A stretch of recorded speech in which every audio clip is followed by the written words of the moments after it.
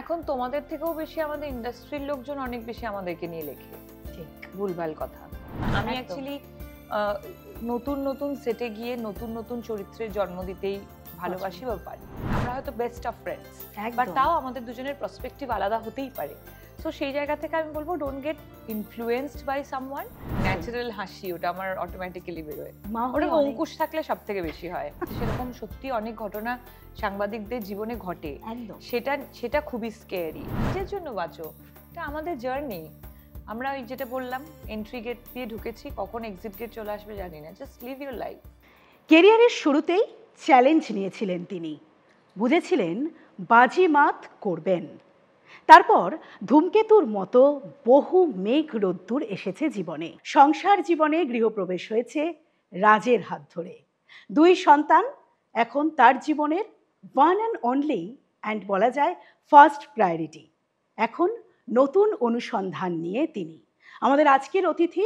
সবাই তাকে বলেন লেডি সুপারস্টার, তবে আমরা বলবো তিনি সুপারস্টার। সকলের প্রিয় শুভশ্রীদি। Thank you so much. কেমন আছো? খুব ভালো আছি, তুমি কেমন আছো? খুব ভালো আছি, ভীষণ সুন্দর লাগছে। তোমাকেও খুব সুন্দর লাগছে। Thank you.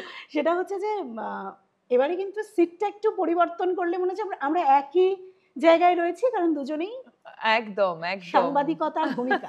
কিন্তু বিষয়টা হচ্ছে যে সাংবাদিক হিসেবে আজকে তোমাকে প্রশ্ন করতে গিয়ে তো আমি ভাবছি যে কি প্রশ্ন করবো, কারণ তোমার একটা প্রিপারেশন চলেছে এতগুলো দিন ধরে, আর প্রিপারেশনের মধ্যেই তুমি ছিলে। বলো, সাংবাদিক হয়ে কেমন লাগলো? খুবই ভালো লেগেছে, বিকজ সাংবাদিক হয়ে যে খবরটা আমি করেছি বা যে কাজটার পিছনে আমি পড়ে থেকেছি, অর্মিতা সেন হচ্ছে একজন ইনভেস্টিগেটিভ জার্নালিস্ট, সেটা ভীষণ ইম্পর্ট্যান্ট একটা টপিক বলা যেতে পারে।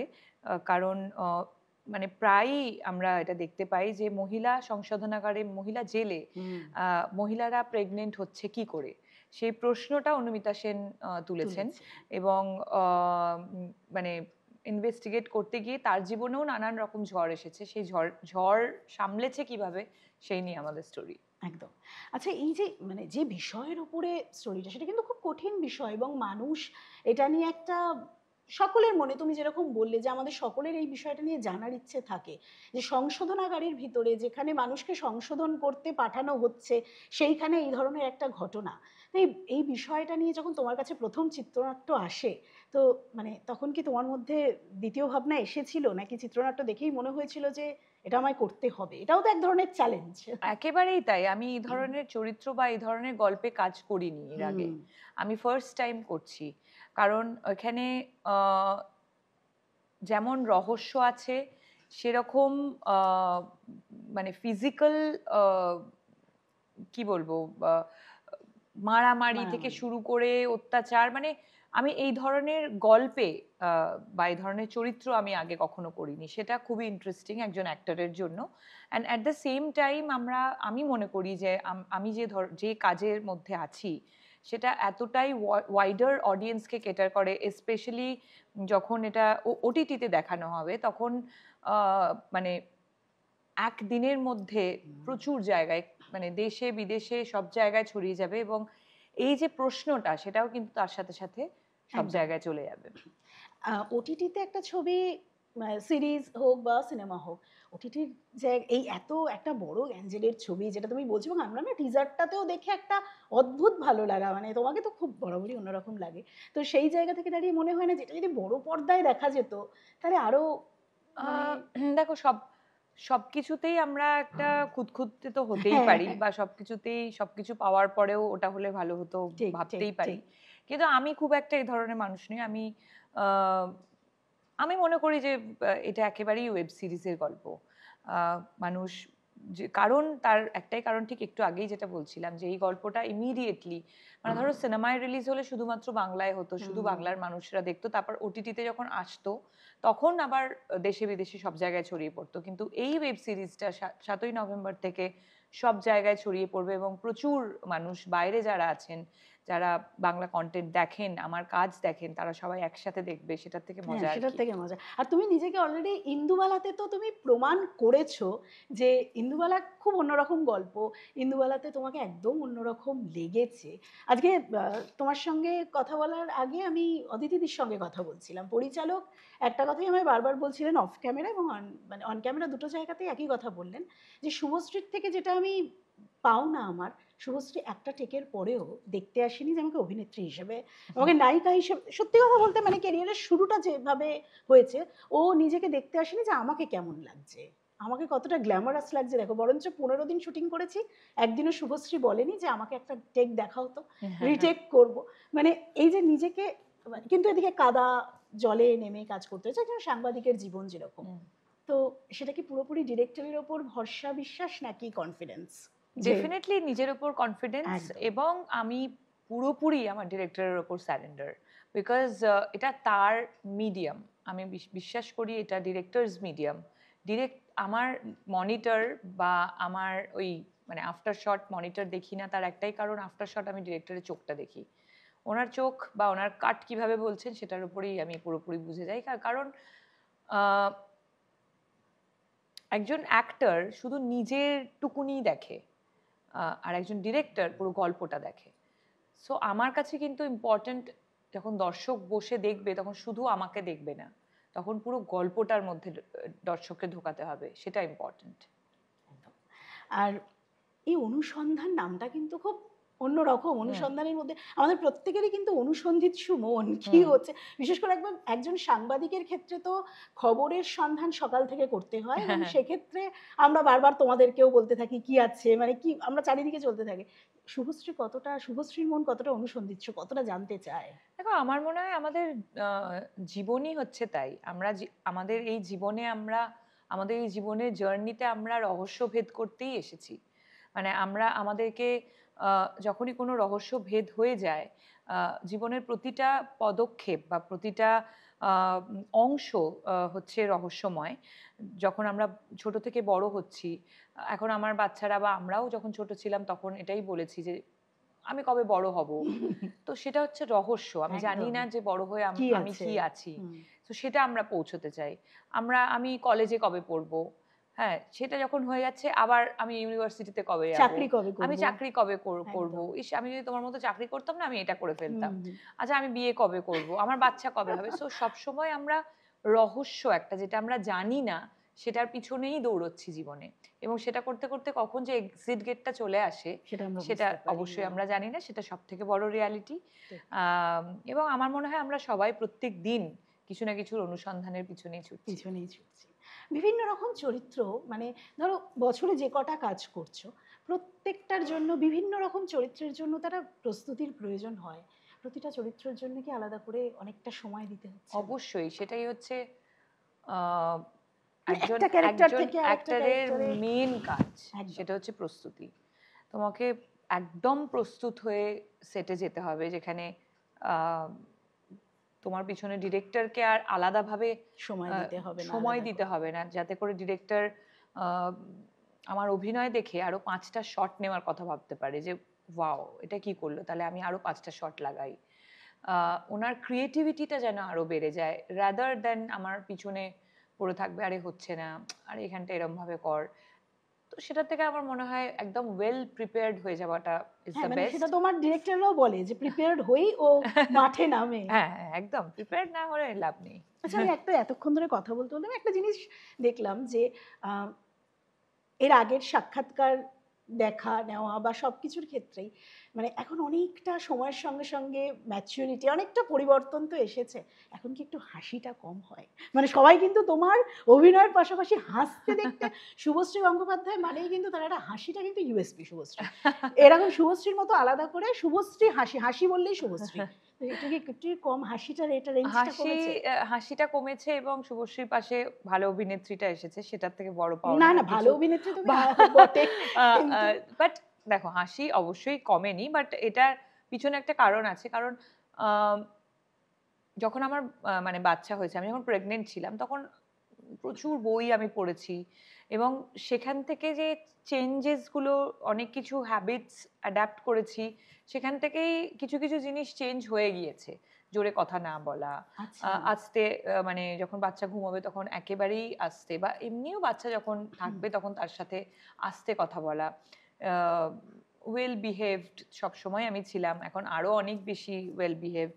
তো সেই ক্ষেত্রে হাসিটা, মানে আমি একবার জোরে হেসেছিলাম, ইভান খুবই ভয় পেয়ে গেছিল, সেখান থেকে তো আরোই মানে হাসিটা চলে গেছে। তখনও আরো ছোট, হ্যাঁ খুব ছোট, বাট অবভিয়াসলি যদি কোনো মানে খুব হাসির কোনো সিচুয়েশন হয় তখন তো ওটা আমার ন্যাচারাল, মানে ইনস্টিংক্ট, ন্যাচারাল হাসি, ওটা আমার অটোমেটিক্যালি বেরোয়।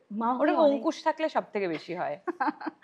মা হয়ে জীবনটা অনেক বদলে গেছে। একেবারেই, মা হওয়ার পর সব মেয়েদেরই জীবন বদলায়। এখন ঘুম থেকে উঠে কি আগে মনে হয় একবার, মানে ওদের সঙ্গে থাকলে, অবশ্যই শুটিং এ গেলে নয়, কিন্তু আগে কি মানে ফার্স্ট মনে হয় যে আজকে ইউভান ইয়ালিনীর রুটিনটা দেখে নেওয়া নাকি নিজের কাজের রুটিন দেখে নেওয়া? না, রুটিন তো আমি জানি, কারণ মানে আমি সেট করি সবারই রুটিন।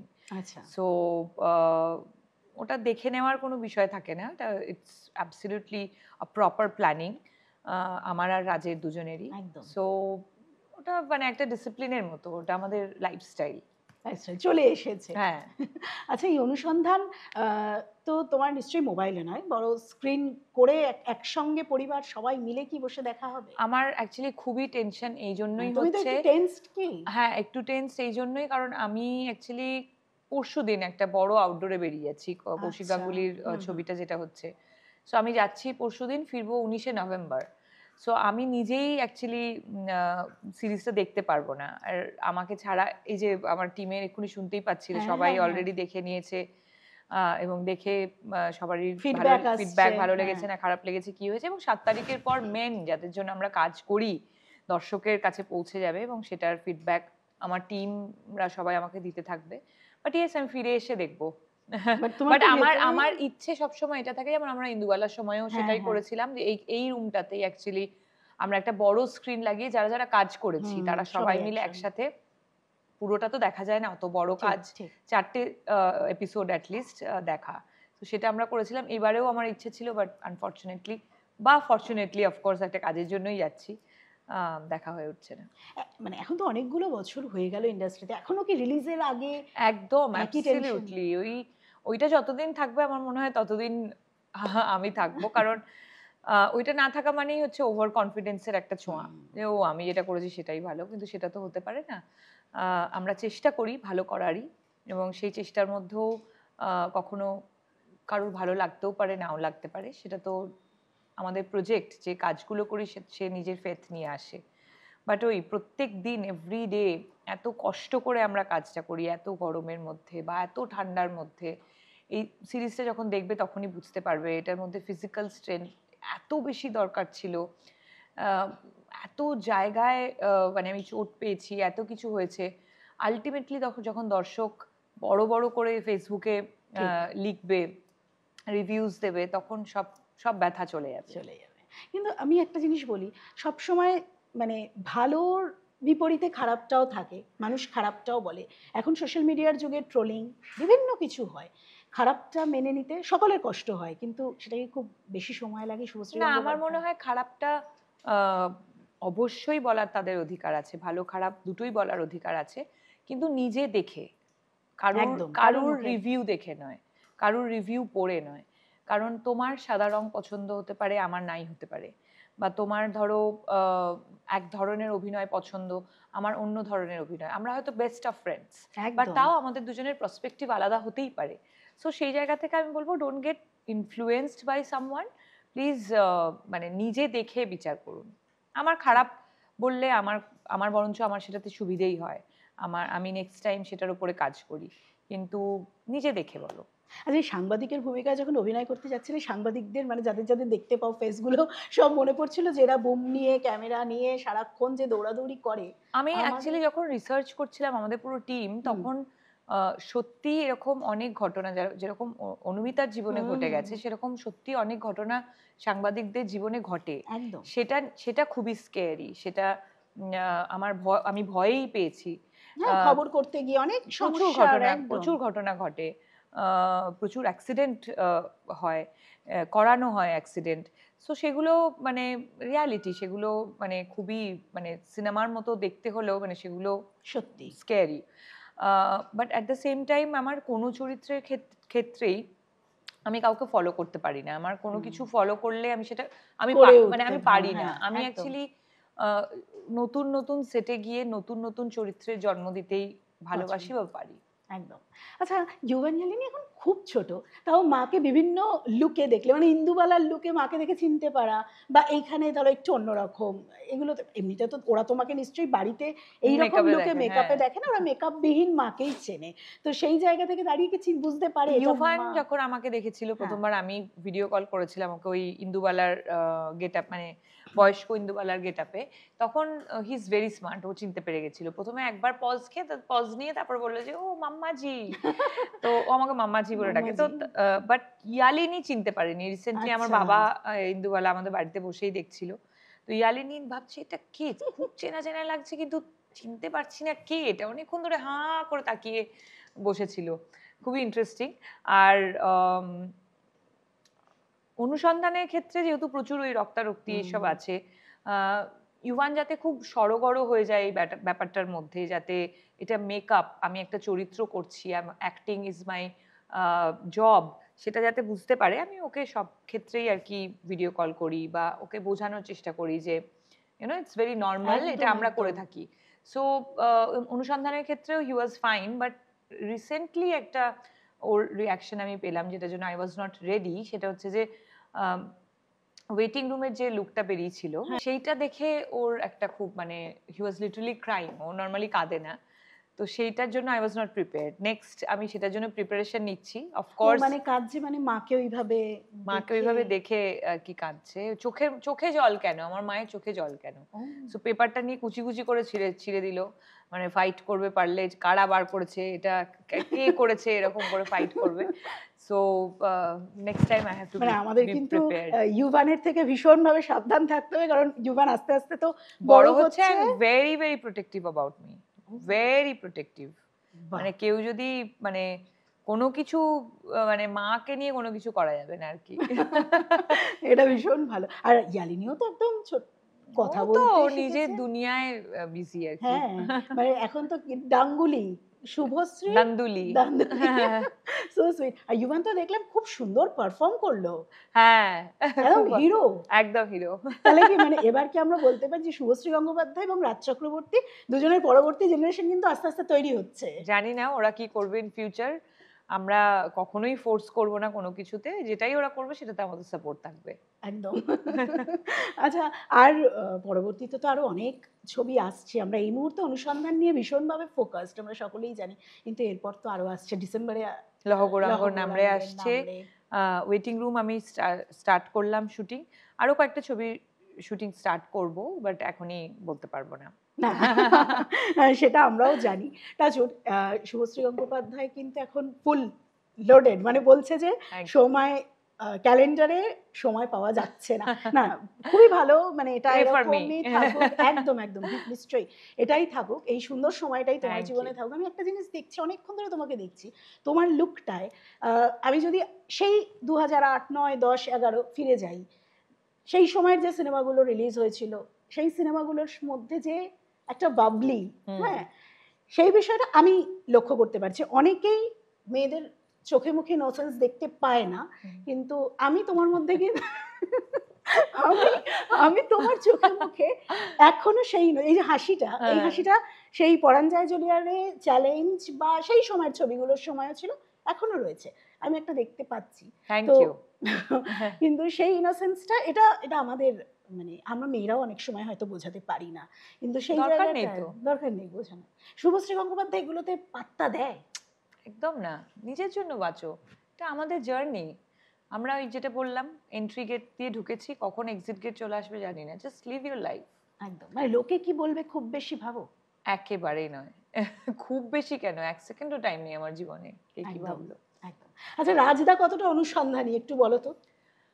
আর রাজ ভীষণ কিছু কিছু বিষয়ে মানে ওর এত প্রশ্ন, মানে খুব মানে ও অ্যাকচুয়ালি নলেজ অ্যাকোয়ার করতে খুব মানে ভালোবাসে। মানে কোনো বিষয়ে এটা কেন, এটা তাহলে কি হলো, ওটা কিসের জন্য। রোড সেন্স ওর খুবই ভালো। তো যে কোনো বিদেশে যে কোনো জায়গায় গিয়ে কিন্তু ও জাস্ট একবার কোথাও মানে ম্যাপটা দেখে নেবে, তারপরে তোমাকে সব জায়গায় নিয়ে চলে যাবে। আচ্ছা। হ্যাঁ, তারপরে সেখানকার হিস্ট্রি কি, সেখানে কিভাবে এটা হলো ওটা হলো সেটা হলো, তো ওর প্রশ্ন প্রচুর। বাহ, এটা হ্যাঁ। এটা দারুণ। মানে ওই জন্য এই যে সাংবাদিক হিসেবে বউকে যখন দেখতে পাচ্ছে, হ্যাঁ। মানে রাজা সবসময় বলে যে আমার কাছে আমার বউ সবার উপরে। একদম। এটা বলেছে ইউভান ইয়ালিনিও, যাতে এই ব্যাপারটা নিয়ে কোনো হ্যাঁ, তাদের বক্তব্য না থাকে। ওরা বুঝে গেছে, ওদেরকে বক্তব্য মানে পেশ করার জায়গাতেও নেই। মানে তাহলে ওরা কিন্তু বুঝে গেছে যে আমার বাবার কাছে আমার মাই সব। না, ইউভান তাহলে এখানে ইউভানের কোনো আপত্তি খুব নেই? খুশি, আচ্ছা, কারণ মা- ওটাই তো দেখে বড় হচ্ছে ও, ঠিক। যে ওর বাবা যেভাবে ওর মাকে ট্রিট করছে, তাই জন্য তো ওর কাছে আমি, যেমন ওর এতটা। বাবা ওর কাছে আমি সব থেকে আগে, তাই জন্য ওর কাছেও আমি সব থেকে আগে। একদম।